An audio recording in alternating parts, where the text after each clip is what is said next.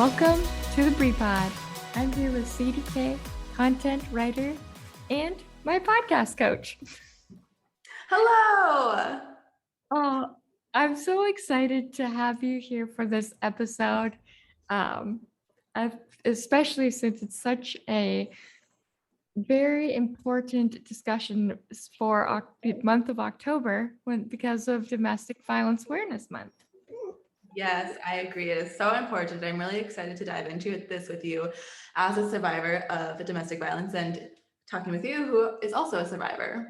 Yes, absolutely. I feel like this whole month we're going to be diving in and, you and I talked about how we would go about this. And I'm very excited to really show each part of domestic violence because a lot of people think that it's strictly physical and it's only toward women, but I've been learning that there's so much more to it and there's more actual ways of abuse than just physical. Yeah, totally. And that's what gets so many people thrown off of the subject is because one, we don't have enough awareness of what it actually is and how to speak about it. We don't have the language on a general population level that we can use to have conversations that are meaningful and actually inspire change. And so, first of all, disclaimer, I want to say that I'm not a domestic violence expert. I am not a psychiatrist and I'm not a social worker. I'm not a behavioral neuroscientist or anything of the sorts. I am strictly a survivor with personal experience as somebody who was physically abused, emotionally abused, mentally abused, and psychologically abused. And so my goal with this episode is to, one, spread awareness of what it does look like outside of the physical realm and how that can actually cause physical effects when your mind is affected in such a way that it affects your body for the rest of your life. It doesn't matter if you were hit or if you were abused physically in any manner. It matters how your body reacts later on, and so yeah, I'm really excited to dive into that. Absolutely. And I love that you bring that up because the results of any form of abuse really is long-term. It feels like, because I know for me, it happened in about, I want to say like around 2012, and it was 2 years. Well, maybe 2011. I can't remember the exact form, but anyway, 2012 was definitely the memory there. And it still, affects my life to this day.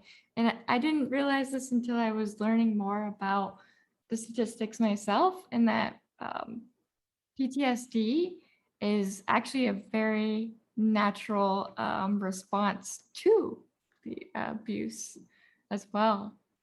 Yeah, definitely. And that can be so harmful in later relationships after the abuse or just in feeling like you're living a fulfilling life outside of the abuse. That's something that I think you're going to talk about later on in the October. But yeah, as for using this episode and our goal of this episode, I think it's important that we touch on the different types of abuse, how it shows up, how we can see it as outsiders. And also some tips as to how we could maybe help people or be there as support for them if they are in an abusive situation. Absolutely. Let's talk about the different types because I knew that there was physical abuse. I knew that there was mental. And I think mental and psychological are both kind of around the same. But I didn't know, or I didn't think about it, that there's also economical or with your money kind of abuse too, where they have control of your finances as well. Yeah, and that is something that I have not personally experienced. I mean, we can kind of say I did. I guess I was the breadwinner of my relationship at the time. So I had this false sense of dominance in the relationship. But I know that my financial situation, ours as a collective unit, it really put a toll on my partner at the time. And he felt a lot of demasculization feelings about me making more money than him. And so that was kind of a reason for the abuse. Now, that wasn't necessarily financial abuse, But I know that I've seen in other relationships where women will not be allowed to have jobs, or women will, I'm saying women because it disproportionately affects women, gender-based violence. I know this is an issue that spans across way past the binary, for all genders and non-conforming people. But I'm going to speak from that perspective as a woman who is talking about a mostly women's-based issue. So I know that I've seen women in relationships where they were not allowed to hold jobs. They were told how to spend their money, or what they couldn't do with their money, or what they could do with their money. They were given allowances. And this happens all the time. And it's not usually seen as abuse because it's something that is not really talked about. People don't really talk about money out in the open. So you're not going to go up to your friends and be like, my husband gives me a $200 a month allowance, because that's not something you like, that is normal in society, right? And that's what makes it hard to recognize. But if you are somebody who is in a situation where your partner is controlling your finances, that is absolutely abuse. And they're not doing it to protect you or take care of the family or anything. That's a form of control. And it's taking away your autonomy as an individual, with or without a job. It doesn't matter. Absolutely. And I feel what's crazy about, ow, sorry, my puppy's with me for everyone that is.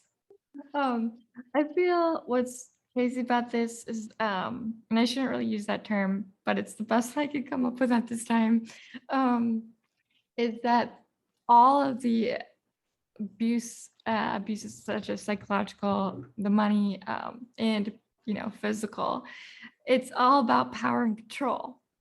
And so it's just wild that, like, even with money, like, it's just like when they try to take individuals and they like separate you from your family, they separate you from your friends. It's just, I would assume with the money, it's the same way. It's like separating you from having any form of self. Like your self is gone, and it feels like you are like a clone of them, or what they want you to be, the robot. So it's just listening to that. I mean, for my abuse, it was not necessarily money, but I do remember there was a time that we we had an apartment together. We didn't have a lot of money because I was going to school, but we were both working. And there was a time that I had bought him a gift, like I would say it was a just because gift. It was not Christmas, but he never used it. So I had a choice. I was like, well, I should take this gift back. I still had time to do so, and buy turkey, because we just needed some lunch meat at the time. And I think I was going to get paid like that next Friday, but I wanted to get lunch meat for us. And I did that. And then he told his whole family that I basically stole his gift that was for Christmas, which is not true. And that I was selfish, and that I used, and he made it sound like I used it for like something that was, not really like for the home, or I don't even know what he told them I bought, but he did not tell them it was for turkey. And in my abusive relationship, unfortunately, he got his family involved. So I would get, his upset, and then he would take that to his family, and then they would get into the upset. And so they were like, well, why did you bring his gift back? That was rude. And so then I always felt like I was always defending myself for decisions that I thought were for lifestyle. So that is one of the experience I definitely had with the financial aspect, is that he made it as though I, took his like best gift ever for turkey. It was weird. The weirdest fight I've ever had in my life with him. Well, first of all, I'm sorry that you experienced that. That's super unfair. And like, you didn't deserve that. Obviously, you were trying to do something that made sense and was very practical. And I think that's really common for abusers to go outside of the unit of the relationship and try to shift the perception of those around the relationship, right? And it's very, very common in these situations where they had something happen to them in their mind, when in fact it was kind of just like a lack of communication at that point, or a shifted perspective. And that wasn't anything that garnered somebody leaving the unit to go and talk shit basically to their family members and shifting the perception of you outside of it. But it's super common. It's super common. And those are the little things where it's like you enter a relationship and you don't think that you're getting beat up. You don't think that you're being abused. But when you look at the big picture over time, there's these little things that manipulators use to break their victim down, to make them feel less aware, to make them feel less in control, to make them feel less secure in who they are and what they know and how they see the world. And they do that by shifting their own perspective and gaslighting, right? And also shifting the perspective of those around them, so that they really feel that they're trapped in this world as the crazy person, as the sad person, as the insane person. And it's super harmful. It makes my blood boil, truly. Yeah.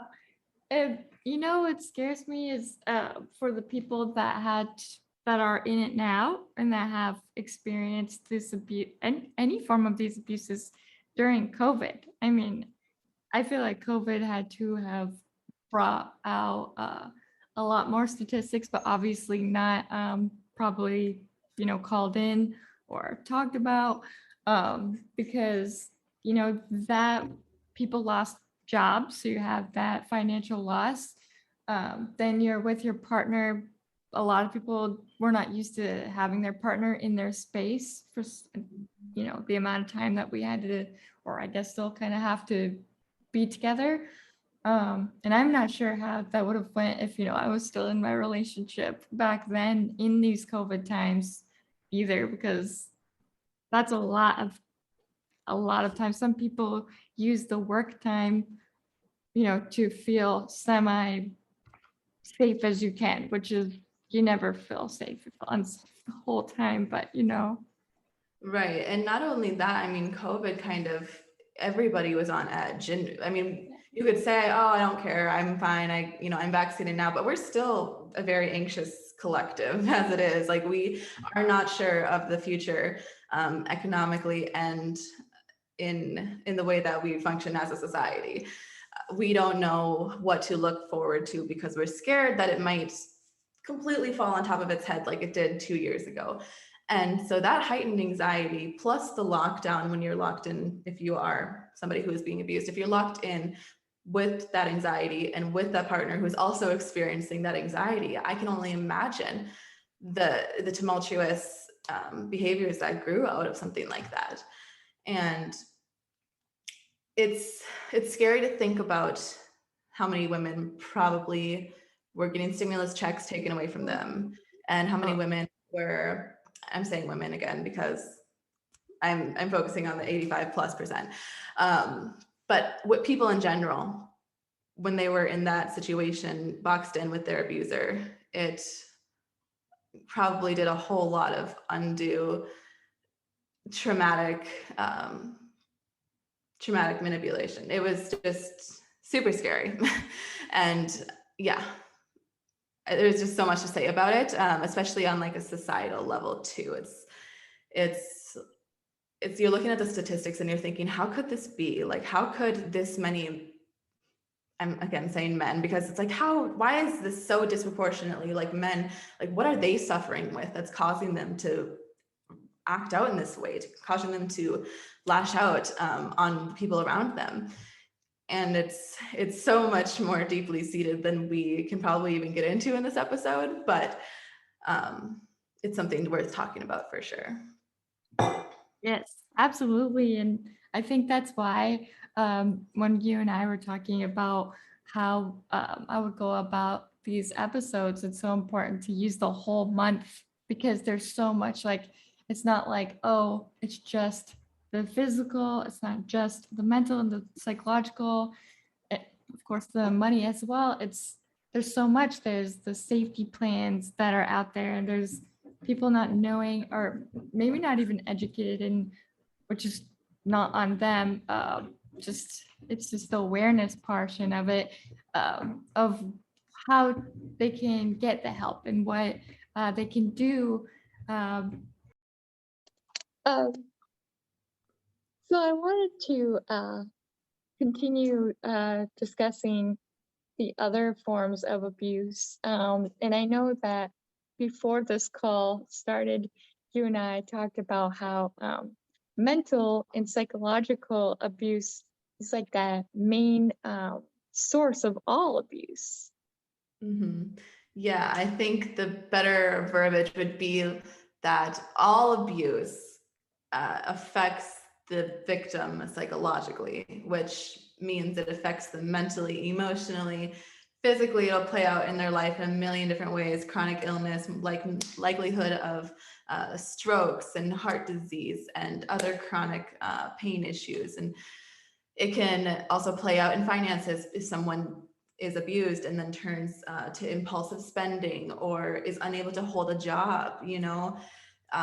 So yeah, I think being psychologically abused is to completely and holistically be abused as it pertains to your entire life. You know, it affects every single area.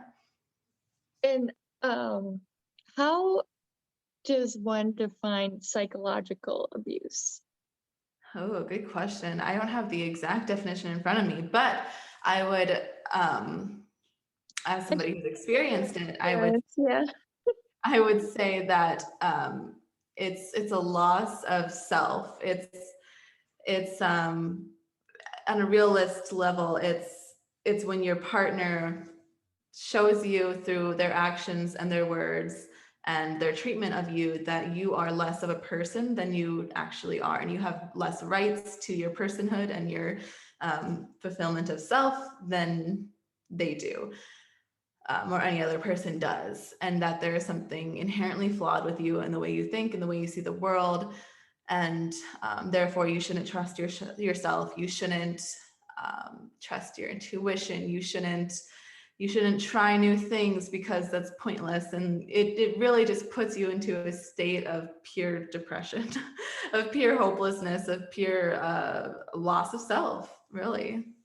Yeah, I feel like that also brings in the gaslighting, which is where you are not even sure of the sense of your reality, of what's going on, because they make you feel like that didn't happen, even though you could see them physically move a pen and they're like, I didn't move that pen. You didn't see that. And you start to believe, you're like, well, did I see the pen move or did I not see the pen move? And I feel like gaslighting goes along with psychological abuse, where I felt in my own experience that like it just was a constant of questioning yourself, like, is this like what is my actual reality versus the truth, I guess, or with that. Yeah, it's extremely harmful.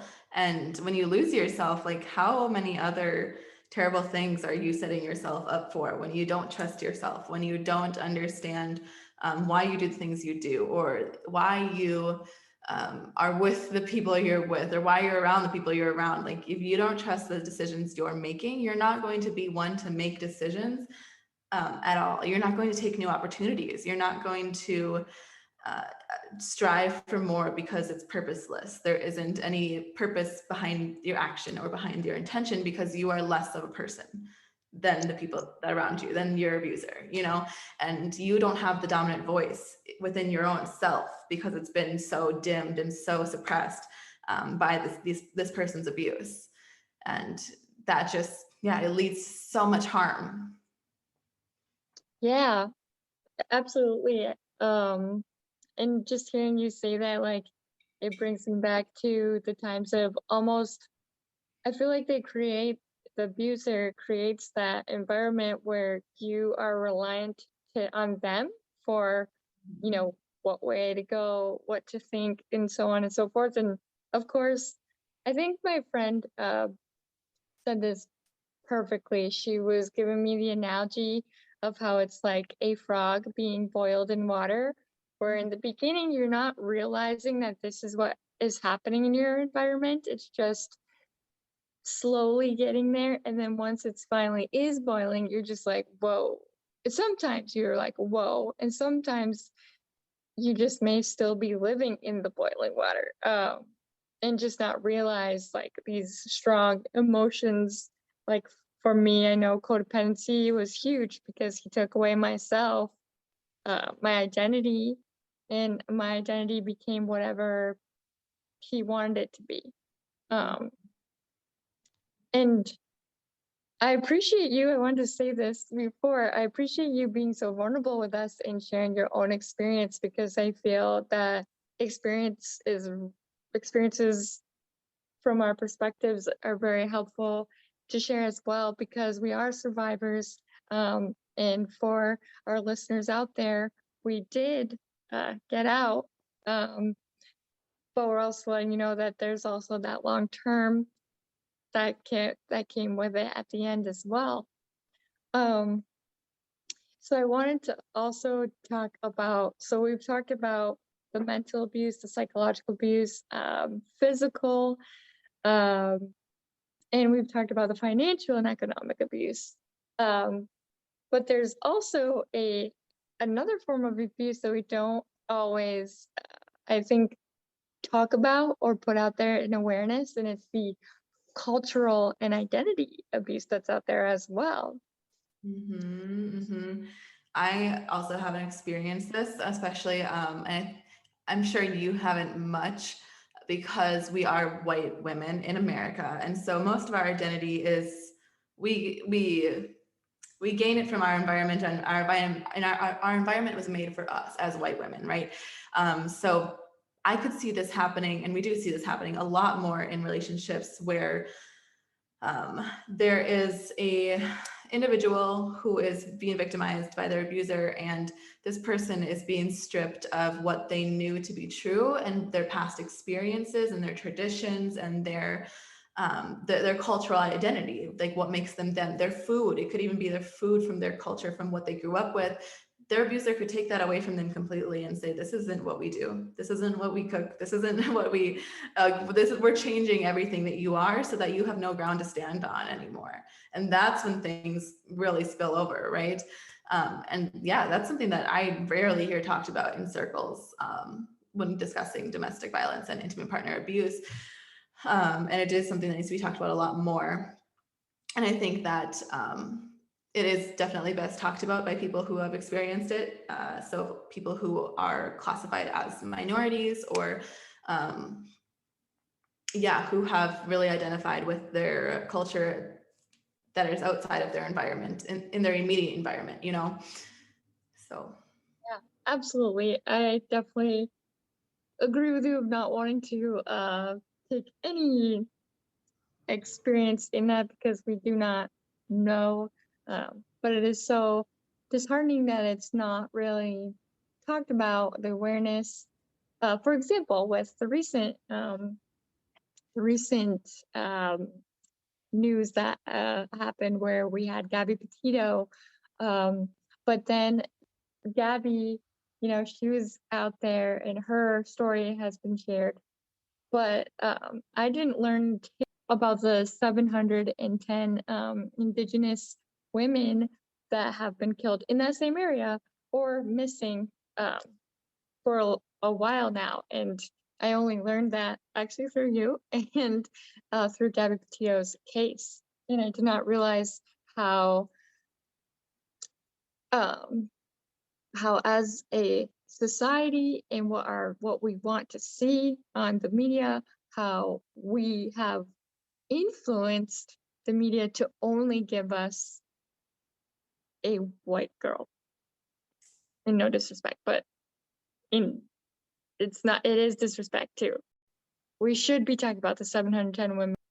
Yeah, and that's kind of like a form of like systemic abuse almost. It's something that's deeply rooted and ingrained within our blueprint as a culture, and what we see as good and pure and what we classify to be newsworthy, and the intersection between those, and the fact that whiteness is at the root and it's of the desired image beneath all of it. And it's really, yeah, you're right, it's really shitty that we have to hear about this blow up on social media of a white woman, which of course, like you've said in the past, no disrespect to Gabby and her family, like that's a tragedy, of course, but talking about other tragedies does not take away from that tragedy at all. It just lifts them up, and that's a good thing. So don't be sorry. I mean, it's okay, we're all learning, and it's a good thing to talk about, and to recognize that there are discrepancies within a lot of media and the way that we view media as consumers, and we have a responsibility in how we uplift and converse about those topics. So I'm glad that you brought that up, because it's something that exists within smaller circles because of the systemic abuse that happens at the very, very bottom level of the giant, right? So as we have spoke about cultural and identity abuse, which also includes the LGBTQT group as well, it's just very important to know that it's not just like abuse. It does not discriminate. It can happen to everyone, and I'm glad that we have defined the types of abuse, because a lot, including myself, have not realized that it's not just physical, it's not just mental, there's a lot of form that's financial, and the sexual abuse, which we didn't necessarily touch base on, but I feel like that one is kind of Self-explanatory. Yeah, self-explanatory, absolutely. But what I did want to also discuss with you, a lot of the questions that I'm sure you've heard as well is, well, why didn't you get out? Why didn't you, and we say to ourselves too, like later in life, like, well, I've been working on it personally in counseling, but we ask our own selves, like, why didn't we leave when we saw that first red flag? How do you feel about that? Well, I feel that those kinds of conversations are just so pointless. Like, why are we centering the victim and their victimhood when we could be centering the conversation around solutions, and asking ourselves instead, why would that man abuse that woman? Why do men disproportionately abuse women? Why are these communities impacted much more by abuse in intimate partner relationships than in other communities? Those are the questions we need to be asking ourselves, and we need to be talking about with other people, because the other way around is pure victim blaming. And it's much easier to just gossip in that way by discussing the victim and their lack of action, rather than the act itself, because it's a terrifying act. And the fact that it's done by so many people, it's really hard to have those conversations, because you have to look at yourself and see the statistics as 1 in 3 women. That means you, your mom, your grandma, one of you has been abused. Or it could mean 1 in 2 men, which have abused or raped. 1 in 2 men, which means your brother or your dad. And so that kind of reflection is what stops people from having those conversations, because you're talking about the people next to you, right? And that's where it gets really hard to talk logically about these things, instead of from a place of pure emotion and resentment for the idea of your dad or your brother or your own boyfriend being somebody who could abuse women. But it's a necessary evil that we need to conquer, right? So in my own personal situation, when I left my abuser, at the time, I'd never wanted to leave, because I had been running my first business and everything felt really, really shaky. I was very insecure in who I was and my image and my self-confidence and my identity. However, I felt like I needed my relationship to be that one anchor. Regardless of how much it was harming me, I needed that to be one for sure thing that I could count on at the end of the day to go home to, even if it was abuse. And did I hold shame and regret over that? Yeah, for sure. I don't think anybody wouldn't. But it's something that I felt at the time I needed, and something that I had to give myself grace for dealing with at that time, because I thought it's what was best. And I also know that it's not something that was truly my fault. It wasn't my act of staying in a shitty situation. It was my partner's act of forcing me to remain in a shitty situation where I was being harmed. And so when I had left him, it wasn't really an act of my own will, honestly. It was a bystander who was standing outside of our apartment who heard my screams and thankfully called the cops. Otherwise, I think I would have died. I had a knife to my stomach. Oh, trigger warning, violence, abuse. I had, my partner was on drugs. He was on acid, which is something he like never really did. And so I was terrified. I had no idea what he could do possibly. And I mean, I had experiences with acid in the past, but it was in like hippie college dorm rooms. Like it was very chill. Like there was no knife being held to my stomach. I'm laughing because I'm so uncomfortable thinking about this again. But yeah, at the time my ex had been holding a knife to my stomach. He was on acid. He was drunk. And I just remember him telling me that he was going to get me pregnant and make me stay with him forever, which is sexual abuse, mental abuse, psychological abuse, emotional abuse, verbal abuse, all of the abuse in one sentence. And as I was laying on that couch, I was like just praying because my phone was dead. And I was like, dear God, just get me out of this somehow. Like, I don't know. I don't even know if I believe in you, God, but just help. Like, I have nothing else at this point. I thought I was going to die.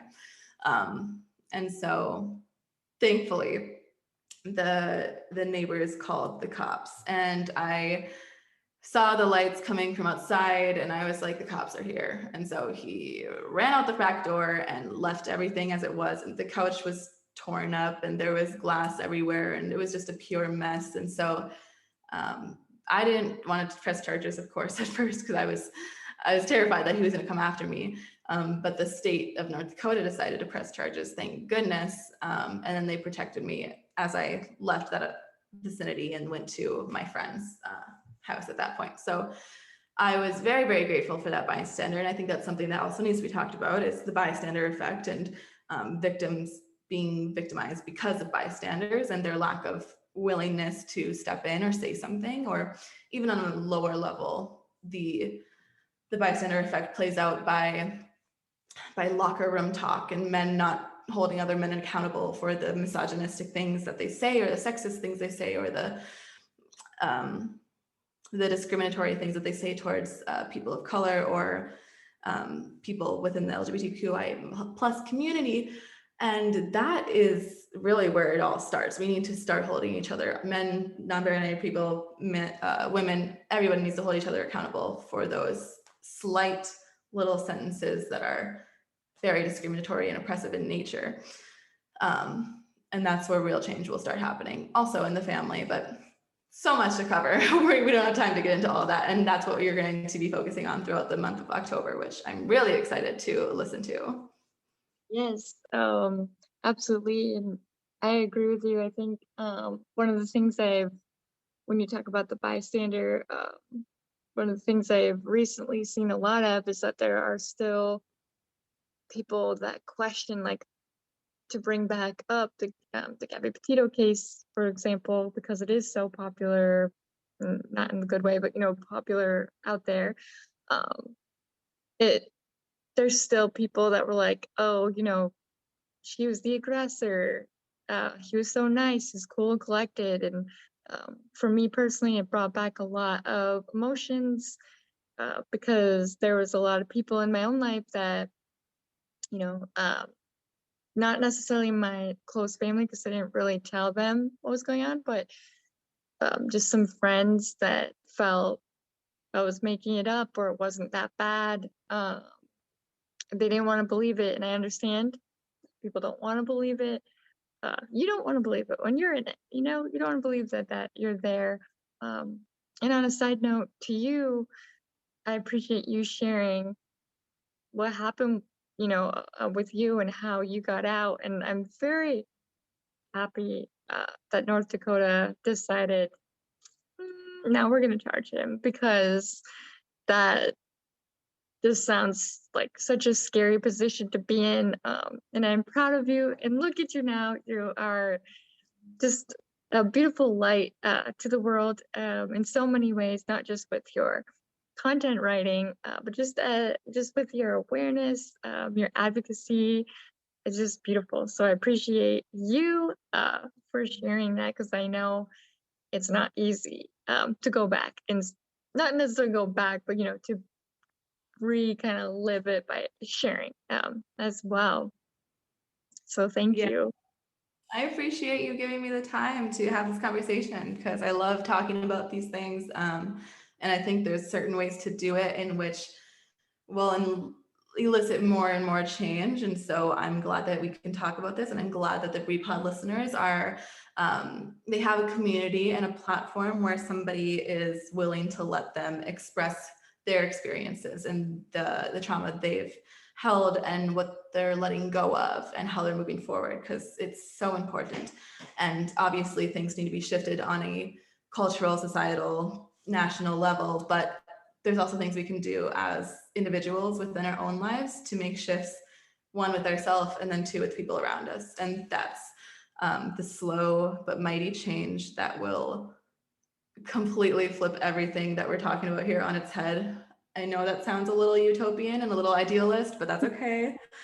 We can dream for a future, because dreaming is what creates actions. So Absolutely. Yes, and just even spreading the awareness, that's the big thing that we both have discussed. That's so important for our listeners and for whoever it reaches out to. So I just wanted to share that the rest of this month we do have a lot of beautiful souls coming in to share their experience, as well as helping share what is a safety plan, how can you get a safety plan, how can you get help, and the resources that are available to you, which it's shockingly, there are a lot of resources that I didn't learn till later from my own personal experience. So I'm very excited to share that with everyone. And thank you so much, Sadie. Before we go, I would love for you to share, how can people find you? yeah, people can find me on Instagram at Sadie, SADIE, and then the letter X at the end. You can also follow me on Instagram under my rebranded content management and consulting firm / agency, and that's Philosophy of Content. I haven't posted anything yet, but I'm gathering content for the next year, so I don't have to think about posting every day. But that'll be up within the next month. And then on Facebook, you can find me at Sadie K, or you can go to my website at www.sadiek.co without the M, just co. Perfect. Thank you so much. And before we go, as you know, I love to do affirmations, but I would love for you to share an affirmation that really stands out for you. Ooh, good question. I would say we are what we think we are, and we become what we think we must become. That's a good one. Yes, I love that. It really, something to really ponder. Something to bring back power into our own hands. It's all us. Yes, absolutely. Thank you so much for joining me today. It was such an honor to have you here, and I know it won't be the last. Of course not. I am looking forward to this month of October content. I know it's going to be so good and so helpful for so many people. Even me, as somebody who's a survivor and who's been through the entire roundabout of this issue, I am looking forward to hearing more perspectives and more resources and about more information that needs to be heard. So thank you so much for having me on. Thank you. Yes. Have a good day. Yes, you too. Bye-bye. Bye.